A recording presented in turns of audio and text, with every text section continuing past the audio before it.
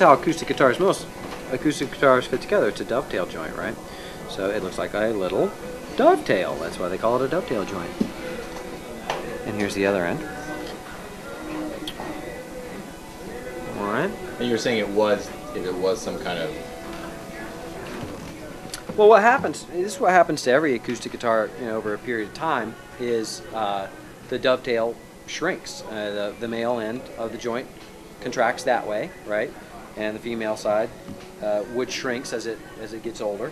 It contracts this way, and so there's a gap essentially created, and the wood can only hold it for so long. So eventually, then the neck starts.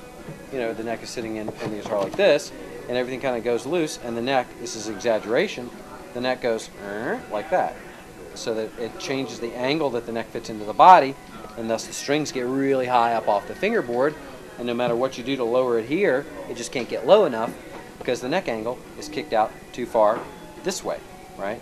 So that's why we're talking about when we're doing a neck reset on a guitar.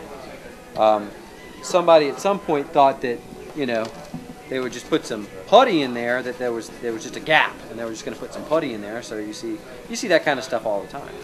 Especially on a cheaper guitar. Well, yeah. People think that oh, it's not worth it. We'll just put some. Well, I'll just shoot some epoxy into there and kind of clamp it back down, and it doesn't usually work because there's an acoustic guitar has about 178 pounds of pressure on the neck. That's all that that's a lot of pressure. Right. And sometimes it'll do like this one did. It took a little bit of the wood with it because this glue didn't want to let go, or else they may have used an epoxy to put the fingerboard down to the top of the guitar. And we'll end up having to fix stuff like this. And it doesn't go all the way through. That doesn't affect the sound. Not at all. No, we'll glue everything back together again, and it's underneath the fingerboard. You don't see it.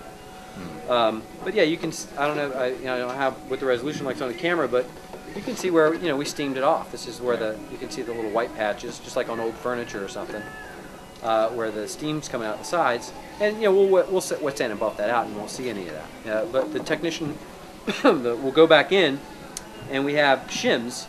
There are pieces of little mahogany hardwood that are glued in here and here, and then this is all the glue and stuff's cleaned up in through this area, and then we pound the neck back in, and and then shave the sides of it with a chisel until it fits really snugly. And ostensibly, you should be able to set the neck into the guitar, put strings on it, and tune it up to pitch without any glue. And it should play great. The only reason we really put the glue in is so it lasts, longer than a couple of weeks, because otherwise then it would get loose. So, once you get a tight dovetail, it should stay pretty solid for 20 years or so. Okay. Yeah. But we don't have the brace in it yet. He's gonna put the brace in there, probably before he puts the top, before he puts the guitar back together again, because it wouldn't. The angle would be wrong and weird. If we didn't put that brace back in there when we put strings on it, we could kind of pull it kind of funny. So that's what's going on with it right now. It's in pieces. All right. Thanks.